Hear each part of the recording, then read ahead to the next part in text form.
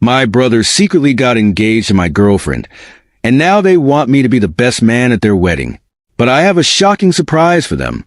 Have you ever felt like the universe was playing a cruel joke on you? Like some cosmic puppeteer was pulling strings just to watch you dance? Let me tell you about the day I became the punchline to the universe's twisted sense of humor. It all started with a text from my brother, Jake. "Hey bro, that's some big news. Meet me at Rosie's Diner at 7 o'clock. I should have suspected something was off. Jake hated Rosie's. He always said their coffee tasted like motor oil. Still, I showed up at 6:55, sliding into a sticky vinyl booth, trying to figure out what could be so important that he'd brave bad coffee for it. The bell above the door jingled, and in walked Jake with Sarah. Sarah, my girlfriend of 3 years, the woman I was planning to propose to next month. They were holding hands. The world seemed to tilt sideways. I blinked, thinking I was hallucinating. But when I opened my eyes, they were still there, looking like guilty teenagers caught sneaking out. "Tom," Jake said, his voice unusually high, we have something to tell you." Sarah wouldn't meet my eyes. She was fiddling with something on her left hand, something that glinted in the harsh fluorescent light. "No, it couldn't be. We're engaged," Jake blurted out. The words hit me like a physical blow. I couldn't breathe. I couldn't think. The diner's clattering dishes and murmured conversations faded into a dull roar in my ears. "Tom, did you hear me?" Jake's voice sounded far away. "Sarah and I are getting married." I forced myself to look at them, at Jake's anxious face and Sarah's diamond ring, the one I had never been able to afford. "How long?" The words came out as a croak. They exchanged a glance. 6 months, Sarah whispered. 6 months of lies and betrayal, while I worked overtime to save for a ring and planned romantic getaways. They were the ones who were engaged. I stood abruptly, my legs unsteady. "I have to go." "Wait."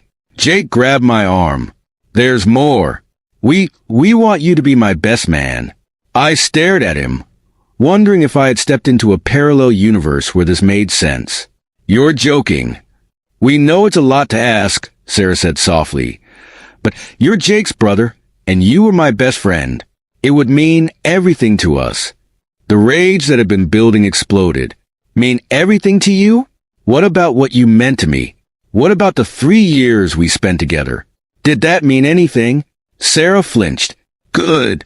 Let her feel a fraction of the pain tearing me apart." "Tom, I'm sorry," Jake said. "We never meant for this to happen. It just did." I laughed bitterly. "Things don't just happen, Jake. You make choices. You both made choices to lie, to cheat, to betray me." The other diners were staring now, but I didn't care. Let them watch. Let them see the destruction of a family, a relationship, a man's entire world. I turned to leave, but Sarah's voice stopped me. "Will you think about it? About being the best man?" I looked back at them, my cheating ex-girlfriend and my backstabbing brother. In that moment, something crystallized within me. A plan, a way to make them pay. I forced a smile. "Sure, I'll think about it." As I walked out into the cool night air, my mind was already racing. They wanted a best man? Oh, I'd give them a best man they'd never forget. The next few months were a blur of wedding preparations and sleepless nights. I played my part perfectly, the supportive brother, the understanding ex. I helped pick out tuxedos, tasted cakes, offered opinions on floral arrangements. All the while, the ember of my rage burned hotter and brighter. Jake was suspicious at first. "You're taking this really well," he said one day as we stuffed invitations into envelopes. I shrugged. What's done is done. I can't change the past, right? He studied me for a long moment before nodding. "Right. Thanks, Tom. You're a better man than I deserve." If only he knew. Sarah was harder to fool. She knew me too well, or thought she did. "Tom," she cornered me after a dress fitting. "Are you really okay with all this?" I met her eyes, remembering all the times I'd gotten lost in their soft brown depths. "I won't lie, Sarah. It hurts. But I want you to be happy. Both of you. Her eyes filled with tears. I never meant to hurt you.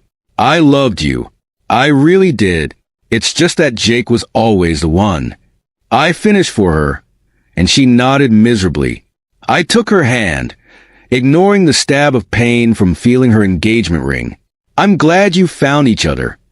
As she hugged me, whispering thanks, I closed my eyes and thought of what was to come. Soon they'd know exactly how okay I was with all of this. The big day arrived in a flurry of white tulle and nervous energy. I stood in the church, adjusting my bow tie and going over my plan one last time. You okay, man? Jake asked, clapping me on the shoulder. You look a little pale. I forced a smile. Just nerves. Big day, you know. He grinned. Tell me about it. I can't believe it's finally happening. Thanks again for doing this, Tom. It means the world to me. For a moment, looking at my little brother's happy face, I faltered. Could I really go through with this, destroy his happiest day? Then I remembered finding them together at the diner, the lies, the betrayal. My resolve hardened in the face of betrayal. What are brothers for? I asked myself, my voice unwavering. The ceremony itself was undeniably beautiful. I had to give them that. Sarah was radiant as she glided down the aisle, and Jake's eyes glistened with tears as he recited his vows. When I handed over the rings, my fingers brushed against Sarah's, and she gave me a small, grateful smile, unaware of what I had planned. Finally, it was time for the best man's speech. I stood up, tapping my glass to get everyone's attention. The room fell silent, all eyes on me. I've known Jake his whole life. I began. He's not just my brother. He's my best friend. And Sarah, well, Sarah's been a part of my life for a long time, too. I saw them exchange a nervous glance. When Jake told me he was in love with Sarah, I have to admit I was shocked. A ripple of uncomfortable laughter moved through the crowd. They had no idea what was coming. But seeing them together today, it's clear they're meant to be. I raised my glass toward Jake and Sarah. May your love be as enduring as it is unexpected. More nervous giggles followed. Jake was starting to look concerned. You know, it's funny, I continued, my voice taking on a sharper edge. I always thought I'd be the one marrying Sarah. We were together for 3 years, after all. The room fell deathly quiet. Sarah's face had turned pale. But I guess 3 years of love and trust can't compete with 6 months of sneaking around behind my back, can it? Gasps echoed through the reception hall. Jake half rose from his seat. Tom, what are you doing? He demanded. I ignored him. Did you know, ladies and gentlemen, that the happy couple's romance began while Sarah was still with me? While I was working overtime to save for an engagement ring. Murmurs of shock and disapproval filled the room. Sarah was now crying, tears streaming down her cheeks. Tom, please, she sobbed. Not like this. But I was beyond stopping. The dam had burst, and years of pain and betrayal poured out. I've spent the last 6 months pretending to be okay with this farce of a wedding, smiling and nodding while the 2 people I trusted most in the world made a fool of me. Well, I'm done pretending. I turned to the horrified guests. I hope you all enjoyed the ceremony. I know I did because I gestured to Jake and Sarah's stricken faces. This is what justice looks like. With that, I dropped the microphone and walked out, leaving chaos in my wake. As I pushed through the church doors into the sunlight, I felt lighter than I had in months. The truth was out, the facade shattered. I heard footsteps behind me and turned to see Jake running after me, his tuxedo askew. Tom, wait, he called. Please let me explain.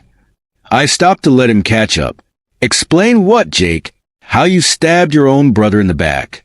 How you couldn't even wait until Sarah and I were broken up before making your move. He flinched at my words. It wasn't like that. We tried to fight it, I swear. But sometimes love just happens. I laughed bitterly.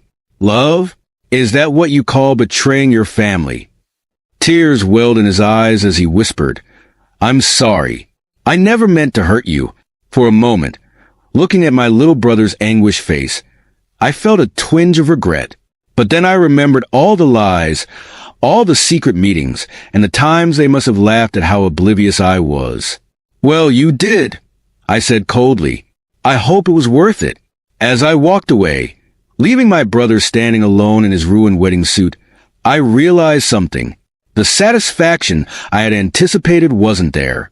Instead, there was a hollow ache where my heart used to be. I had sought revenge, but at what cost? I had lost my brother, the woman I loved, and a part of myself in the process.